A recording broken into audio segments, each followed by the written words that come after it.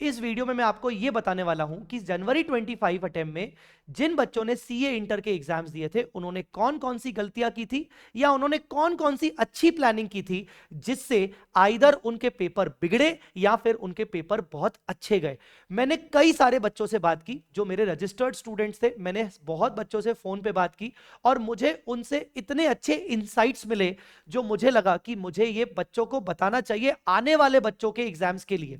अब देखिए, जनवरी 25 एग्जाम्स तो हो गए, अब चाहे उनकी गलतियां रही या क्या रहा उनके हाथ में कुछ नहीं है, बट आपके हाथ में जरूर है। ये वीडियो पूरा देखना and I can challenge you कि अगर आपने इन चीजों को फॉलो ढंग से किया, अभी से कंसिस्टेंटली किया, तो डेफिनेटली आप हर सब्जेक्ट में 10 से 15 मार्क्स इंक्रीज कर सकते हो। वीडियो पसंद आए तो लाइक जरूर करिएगा, ठीक है।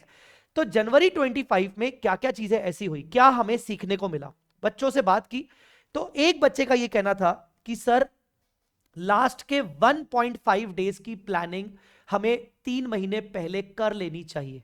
हमें कैसे करनी चाहिए वो भी उसने बताया कि सर पूरे सिलेबस को कहीं ना कहीं हमें 70-30 में डिवाइड करके रखना चाहिए। जब हम अपना फर्स्ट रिवीजन सेकंड रिवीजन करते हैं उसी दौरान में हमें ये आइडेंटिफाई कर लेना चाहिए कि भाई 30% पार्ट जो वेरी वेरी इजी पार्ट है वो कौन सा है जिसको हम इतना अच्छे से कंप्लीट कर लें कि लास्ट के 1.5 डेज में हमें उसको टच नहीं करना पड़े और हम पूरा फोकस सिर्फ और सिर्फ 70% पार्ट पर दें ताकि हम कंफर्टेबली 1.5 डेज में बिना पैनिक किए 70% पार्ट को अच्छे से कर लें। मुझे यह बात बहुत ज्यादा अच्छी लगी, बहुत ज्यादा समझ में आई।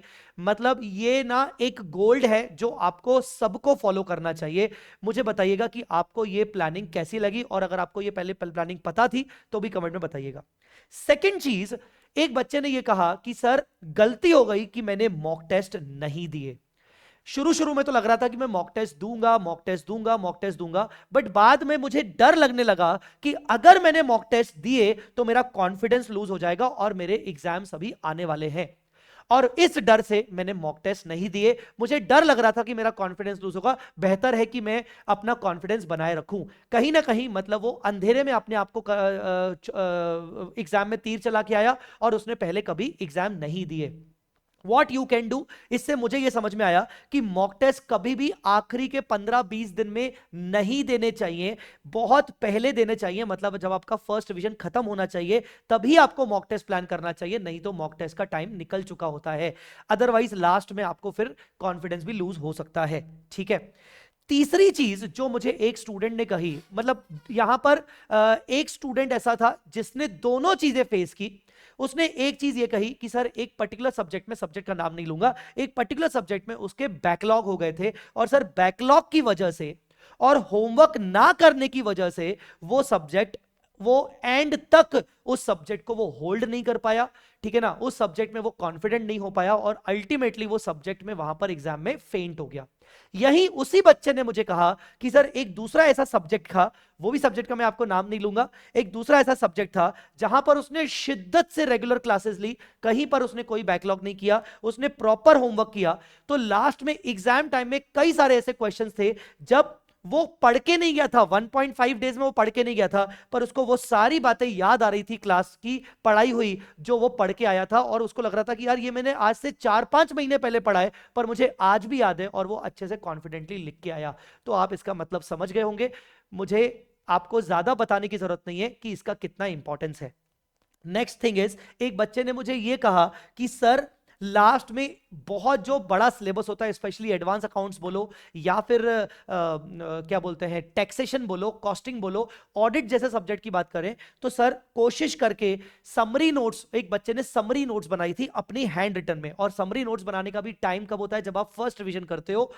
सेकेंड रिवीजन में ये चीजें पॉसिबल नहीं है। तो उस बच्चे ने कहा कि सर मैंने समरी नोट्स भी बनाए और मैंने कुछ ऑडिट में तो स्पेशल ऑडियो रिविजन्स अपने खुद के बनाए शॉर्ट शॉर्ट, ताकि मैं एग्जाम में जल्दी से जल्दी रिवाइज कर सकूं। और समरी नोट से सर मुझे चीजें जल्दी समझ में आ रही थी compare to any faculties book, क्योंकि वो मेरे बनाए हुए मेरे हैंड रिटन नोट्स थे।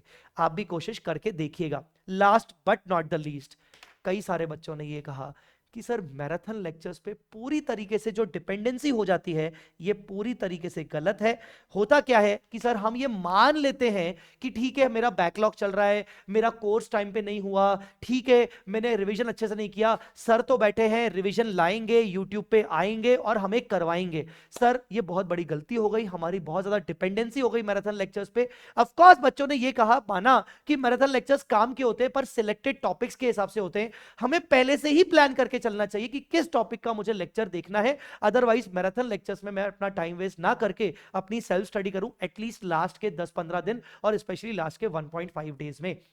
तो बच्चों यही कहूंगा कि देखो हमारा काम तो है मैराथन लेक्चर्स लाना, यहां पर आप हमें भी नेगेटिव नहीं कह सकते हो क्योंकि हमारा ये काम है, हमें अपने आप को यूट्यूब पे लाना पड़ेगा, हमारा काम है, बाकी बच्चों के लिए भी करना पड़ेगा। पर जो बच्चे प्रॉपर पहले से ही पढ़ाई कर रहे हैं तो ये पहले से ही प्लान करके चलें कि कोशिश करके उनको मैराथन लेक्चर्स ना के बराबर या कम से कम देखने पड़े, जिससे वो बहुत अच्छा स्कोर कर सकते हैं ज्यादा टाइम निकालकर।